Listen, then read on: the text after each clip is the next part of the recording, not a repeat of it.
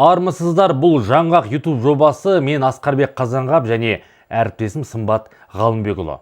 Ақмола облысында адам шошырлық қылмыс болды. Осы аптада бір отбасы қырылды. Туған әке шешесі, мүгедек ағасы және небәрі 18 жастағы жиені аяусыз өлтірілген. Алдын ала дерек бойынша бұл қылмысты жасауы мүмкін деген күдікпен осы үйдің 42 жастағы баласы ұсталды.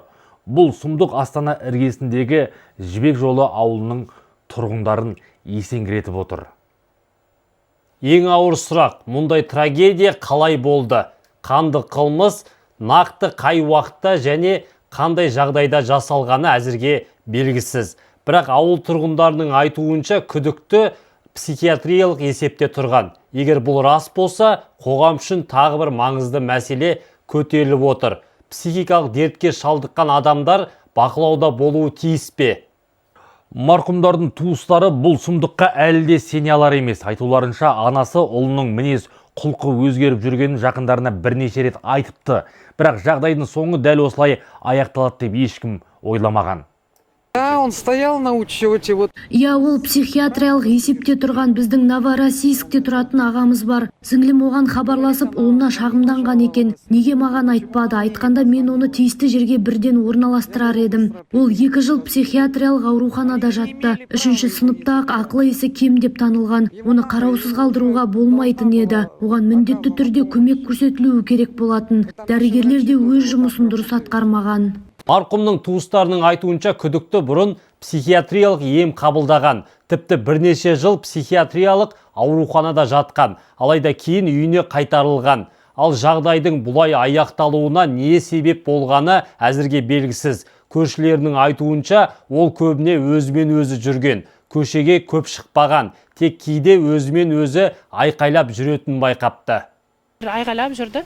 Бірақ бұлай көшелерге шықпайтын, әйтеуір өзінің тек шекарасында жүріп. Біз тек жақындарымыздан естідік.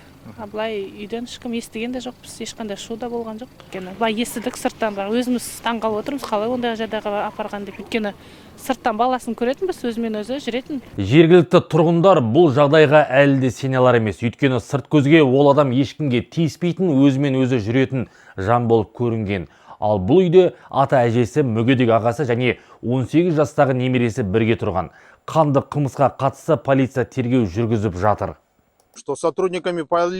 Полиция қызметкерлері күдіктіні ізін суытпай ұстап, уақытша ұстау изоляторына қамады. Аталған факті бойынша қылмыстық іс қозғалды. Тергеу барысы Ішкі істер министрлігі мен Ақмола облысы полиция департаменті басшылығының бақылауында. Жібек жолындағы бұл трагедия бір ауылдың ғана емес, бүкіл қоғамның көңіліне күдік ұялатты. Өйткені бұл жерде өте маңызды мәселе тұр. Егер адам психиатриялық есепте тұрған болса, ол қаншалықты бақылауда болды. Мамандардың айтуынша, психикалық ауруы бар адамдардың бәрі қауіпті емес, бірақ кей жағдайда тұрақты медициналық бақылау қажет. Өйткені ем қабылдау тоқтаған кезде жағдай күрт нашарлауы мүмкін. Ал бізде осындай азаматтарды бақылау жүйесі қаншалықты тиімді? Мәселе осында. Өйткені мұндай жағдайлар бұрында болған. Мамандардың пікірінше, психикалық дертке шалдыққан адамдар тұрақты тексерістен өтуі керек. Дәрі-дәрмекті уақытылы қабылдау қажет. Қажет жағдайда стационарлық ем алуы тиіс. Егер бұл талаптар сақталмаса, қауіп тек отбасы үшін емес, бүкіл қоғам үшін туындайды. Бұл трагедия бір ғана сұрақ тудырады. Біз психикалық денсаулық мәселесіне жеткілікті көңіл бөліп отырмыз ба? Жібек жолындағы қанды қылмыс бір отбасының ғана қайғысы емес. Бұл жүйелік мәселеге назар аударту. Психикалық дертке шалдыққан адамдарды қоғамнан оқшаулау керек деген сөз емес. Бірақ олар міндетті түрде қатаң медициналық бақылауда болуы тиіс. Өйткені кейде бір адамның бақылаусыз қалуы бүтін бір отбасының өмірін жалмауы мүмкін.